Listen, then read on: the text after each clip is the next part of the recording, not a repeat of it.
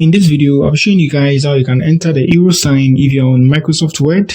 It's simple and easy. All you need to do is just come on this side here. So by default, you should be here when you're entering your stuff here.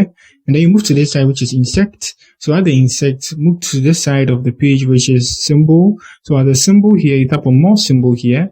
Good. And you can see there is a slider here. Move it to this side of the page. And you can see the euro here. So there's a shortcut. You can see the shortcut on the screen, Alt, Control E.